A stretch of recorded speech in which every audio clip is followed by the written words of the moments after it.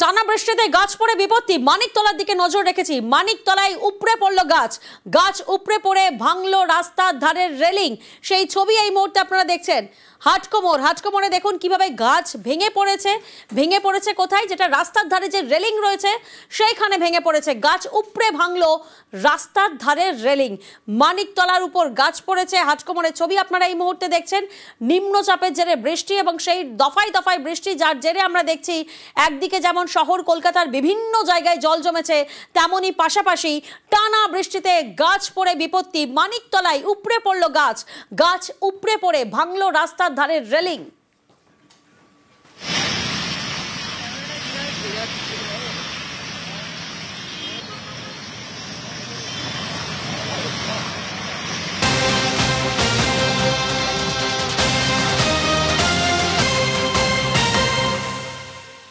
টানা বৃষ্টির জের কলকাতায় ভেঙে পড়ল বাড়ির একাংশ। গিরিশ পার্ক এবং বউবাজারে ভাঙলো বাড়ির একাংশ। স্বস্তির খবর, এই ঘটনায় হতাহতের কোনো খবর নেই। গিরিশ পার্ক, সেখানে বাড়ির একাংশ ভেঙে পড়েছে টানা বৃষ্টির জের। পাশাপাশি নজর রেখেছি বউবাজারের দিকে, সেখানেও ভেঙেছে বাড়ির একাংশ।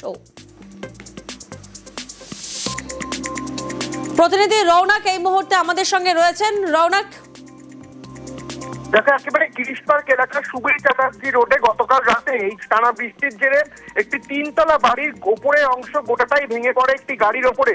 যেহেতু ভোর রাতের ঘটনা, সেক্ষেত্রে কোনো হতাহতের খবর ইতিমধ্যে উঠে আসেনি। যদিও জানা যাচ্ছে এই বাড়িটি আগে থেকেই কলকাতা কর্পোরেশনের বিপজ্জনক বাড়ির তালিকায় ছিল।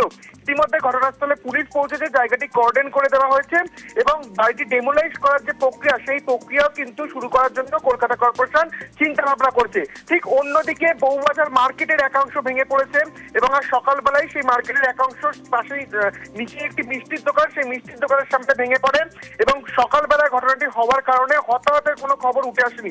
এই যে নিম্নচাপ, তার জন্য যে টানা বৃষ্টি হচ্ছে, শহর কলকাতার একাধিক জায়গায় এই পুরনো বিপজ্জনক যে বাড়িগুলো সেগুলো কিন্তু ভেঙে পড়ছে একেবারেই।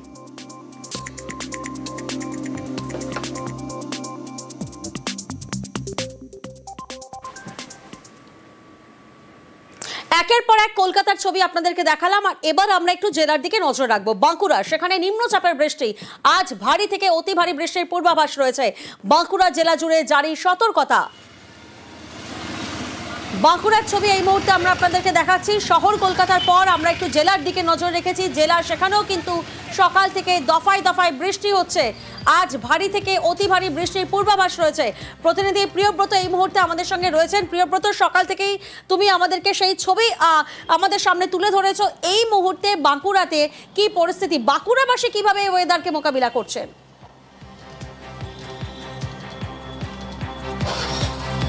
দেখো, সকাল থেকে কখনো ঝমঝমিয়ে কখনো ঝিরঝিরে বৃষ্টি হয়েছে ঠিকই, কিন্তু এই মুহূর্তে বৃষ্টি একটু ক্ষান্ত দিয়েছে বলা চলে। কেননা বাঁকুড়ার যে আকাশ, সেটা কিন্তু মেঘে ঢাকা রয়েছে। সকাল থেকে কালো মেঘে ঢেকে রয়েছে এবং কখনো কখনো ঝিরঝিরে বৃষ্টি, কখনো কখনো কিন্তু ঝমঝমি বৃষ্টি হচ্ছে। বাঁকুড়া জেলা জুড়ে কিন্তু রেড অ্যালার্ট জারি করা হয়েছে। তুমি যেমন বলছিলে যে গতকালই কিন্তু 9 জনের মৃত্যু হয়েছে বজ্রপাতে, এবং সেখানে যেমন ডিজাস্টার ম্যানেজমেন্টকে মজুদ থাকতে বলা হয়েছে এবং তৈরি থাকতে বলা হয়েছে বিভিন্ন জেলা প্রশাসন সহ ব্লক প্রশাসনকে। যেসব নদীগুলি রয়েছে, বাঁকুড়ার শিয়ালি নদী, শিলাবতী নদী, সেই সব কিন্তু জল বাড়তে শুরু করছে এবং জল যাতে বাড়বে তত কিন্তু ব্লকগুলোতে, গ্রামগুলোতে জল ঢুকবে এবং সেই কারণেই ব্লক প্রশাসন মজুদ থাকবে। তিরপল ব্যবস্থা রাখা হয়েছে, বিভিন্ন খাবারের ব্যবস্থা রাখা হয়েছে। যদি বন্যা পরিস্থিতি তৈরি হয়, যদি প্রাণবাসী হয়, যদি গ্রামগুলো জলে ডুবে যায়, সেক্ষেত্রে তাদেরকে উঁচু জলের জায়গায় তুলে নিয়ে যেয়ে কীভাবে খাবারের ব্যবস্থা করা যায়, কীভাবে তিরপল দেওয়া যায়, সেই ব্যবস্থাও কিন্তু জেলা প্রশাসন করা হচ্ছে। এবং যে পরিস্থিতি আগামী 2 দিন ধরে এই বৃষ্টিপাত হবে নিম্নচাপের ফলে, এবং তাতে কিন্তু আরও খারাপ পরিস্থিতির দিকে যেতে পারে বাঁকুড়া জেলার পরিস্থিতি। সেই কারণেই কিন্তু আগেভাগেই কিন্তু ব্যবস্থা নিয়েছে জেলা প্রশাসন এবং মেঘের দিকে সবসময় নজর থাকছে জেলা প্রশাসনের। কিন্তু এর মধ্যেই লাল সতর্কতা জারি করা হয়েছে। বিভিন্ন প্রশাসনকে, বিভিন্ন দপ্তরকেও মজুদ থাকতে বলা হয়েছে, তৈরি থাকতে বলা হয়েছে। একেবারেই।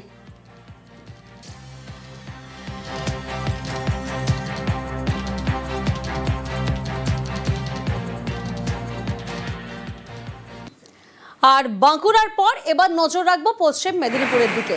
সকাল থেকে নাগারে বৃষ্টি পশ্চিম মেদিনীপুরে। ডেবরা, সবং, পিংলায় ভারী বৃষ্টিতে ফের প্লাবনের আশঙ্কা। ডেবরার ছবি এই মুহূর্তে আপনারা দেখছেন। বাঁকুড়ার পর আমরা নজর রেখেছি পশ্চিম মেদিনীপুরে। ডেবরা, সবং, পিংলা, সেখানে ভারী বৃষ্টির পূর্বাভাস রয়েছে এবং ভারী বৃষ্টিতে ফের প্লাবনের আশঙ্কা বাড়ছে। সকাল থেকে বিভিন্ন জেলার ছবি আপনাদের সামনে আমরা তুলে ধরে রেখেছি, যেমন একদিকে শহর কলকাতার ছবি, তেমনই জেলার ছবি। আর এই মুহূর্তে পশ্চিম মেদিনীপুরের ছবিটা আপনারা দেখছেন। প্রতিনিধি দিগ্বিজয় এই মুহূর্তে আমাদের সঙ্গে রয়েছেন, সরাসরি দিগ্বিজয়ের কাছে যাব। দিগ্বিজয়, তুমি যেখানে রয়েছে সেখানে তো এখন বৃষ্টি হচ্ছে না, সকাল থেকে ওয়েদারটা কেমন রয়েছে?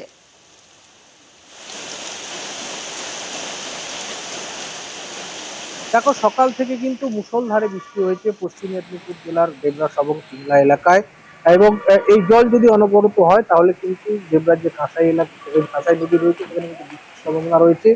বেলা বাড়ার সাথে সাথে কিন্তু বৃষ্টির পরিমাণ একটু কমেছে, কিন্তু আবার আকাশ কালো করে হালকা ঝোড়ো হাওয়া শুরু হয়েছে। এই মুহূর্তের ছবি সকাল থেকে পশ্চিম মেদিনীপুর জেলার দেবরাস এবং সিংলা এলাকায় প্রায় 2 ঘন্টা টানা বৃষ্টি হয়েছে, এবং তাতেই কিন্তু চাষের জমি জল সঞ্চয় করছে। এবং হাওয়া অফিস যেটা জানিয়েছিল যে 2-3 দিন ধরে এই আমাদের জেলাগুলোতে বজ্রপাত সহ বৃষ্টি হবে, সেক্ষেত্রে কিন্তু প্রশাসনিক লেভেলে একটা প্রচার চালানো হচ্ছে যাতে যেই সময় বাজ পড়বে সেই সময় যাতে মানুষজন এলাকার বাইরে না বেরোয়, সেটাও কিন্তু বেশ, প্রশাসনের তরফ থেকে সতর্ক করা হচ্ছে। ধন্যবাদ।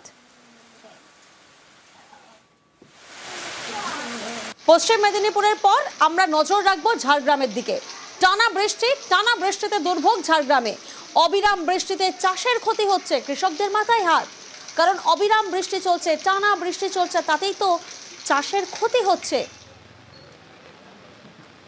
টানা বৃষ্টিতে দুর্ভোগ ঝাড়গ্রামে, সেখানকার পরিস্থিতি কি? প্রতিনিধি রাজু আমাদের সঙ্গে রয়েছেন, সরাসরি রাজুর কাছে যাব। রাজু, ছাতা মাথায় দাঁড়িয়ে আছো, তার মানে বৃষ্টি হচ্ছে। সকাল থেকে কি আপডেট?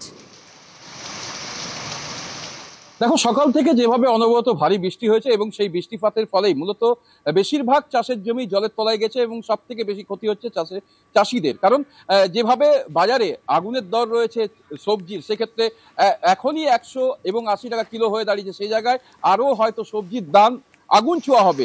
এবং এভাবে যদি বৃষ্টিপাত হতে থাকে, কারণ আবহাওয়া দপ্তর যে পূর্বাভাস দিয়েছিল ভারী থেকে অতি ভারী বৃষ্টি হবার এবং তার সাথে ঝড়ো হাওয়া বইবার, সেই জায়গা থেকে সকাল থেকে সেই একই রকম ভাবে বৃষ্টি শুরু হয়েছে এবং ঝড়ো হাওয়া, তার সাথে এখন হালকা বৃষ্টি হলেও কিন্তু বেলা বাড়লে আবার বৃষ্টিপাত হবে, কারণ আকাশে কালো মেঘ রয়েছে। আর এর ফলেই মূলত যে সমস্ত নদীগুলো রয়েছে, সুবর্ণরেখা, ডুলুং এবং কংসাবতী সহ ভৈরববাতি, বিভিন্ন নদীর জলস্তর বাড়তে শুরু করেছে।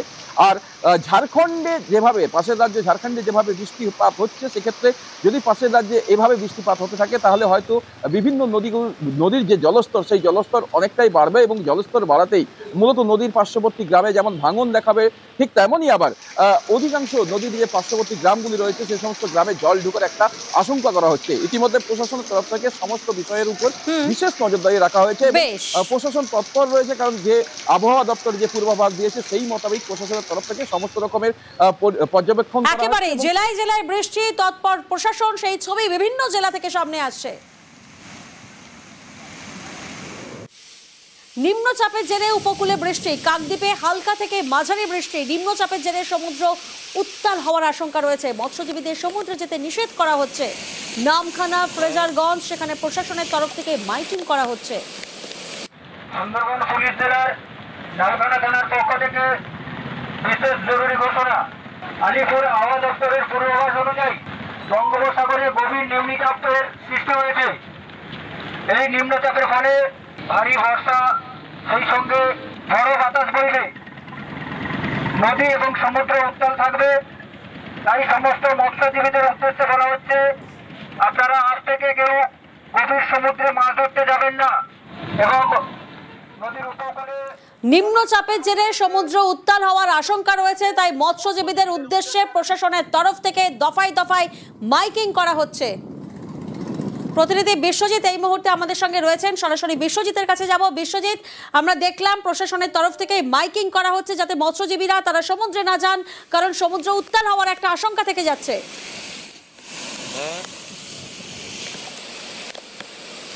হ্যাঁ, একেবারেই। দেখো, সুন্দরবন পুলিশ জেলার পক্ষ থেকে যে উপকূল থানাগুলি রয়েছে প্রত্যেকে কিন্তু মাইকিং করার নির্দেশ দেওয়া হয়েছে, এবং সব থেকে বড় বিষয়গুলো হচ্ছে যে মৎস্য বন্দরগুলি রয়েছে সেখানে কিন্তু মাইকিং চালানো হচ্ছে। সেখানে পরিষ্কার বলা হচ্ছে আগামী 28 তারিখ পর্যন্ত কিন্তু কেউ যাতে না গভীর সমুদ্রে যায়, এবং সেই দিকে কিন্তু লক্ষ্য নজর রাখা হচ্ছে। তার পাশাপাশি পরিষ্কার করে বলা হচ্ছে একটা ঝোড়ো হাওয়া বইতে পারে এবং তার জেরে সমুদ্র উত্তাল হতে পারে, এবং সেই কারণে কিন্তু সমুদ্রে যাওয়ার উপরে একেবারে বিরতি থাকার কথা বলা হয়েছে। তার পাশাপাশি গতকাল রাত থেকে কিন্তু দফায় দফায় বৃষ্টি হচ্ছে কাকদ্বীপ এবং উপকূলীয় এলাকা জুড়ে, এবং স্বাভাবিকভাবে অন্যদিকে অমাবস্যার কোটালও রয়েছে, এবং সেই জন্য কিন্তু সমুদ্র এবং নদীতে কিন্তু জল বাড়ার সম্ভাবনা রয়েছে।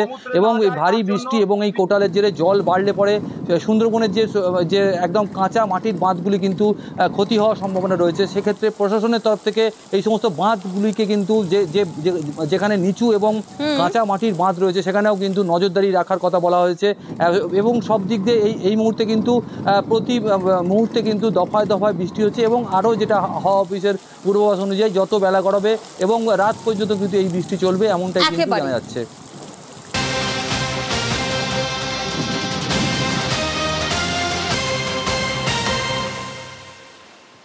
জেলায় জেলায় সকাল থেকে বৃষ্টি, সেই ছবিটা আপনাদেরকে দেখালাম, কারণ দক্ষিণবঙ্গের আকাশে নিম্নচাপের দুর্যোগ। আজ দক্ষিণের একাধিক জেলায় অতি ভারী বৃষ্টির পূর্বাভাস রয়েছে। আজকের ওয়েদার আপডেট কি, ঠিক কী কী আপডেট আমরা পাচ্ছি, কোথায় কোথায় ভারী বৃষ্টি এবং কোথায় কোথায় অতি ভারী বৃষ্টি হওয়ার সম্ভাবনা রয়েছে, বিস্তারিত জানাবে প্রতিনিধি বিশ্বজিৎ।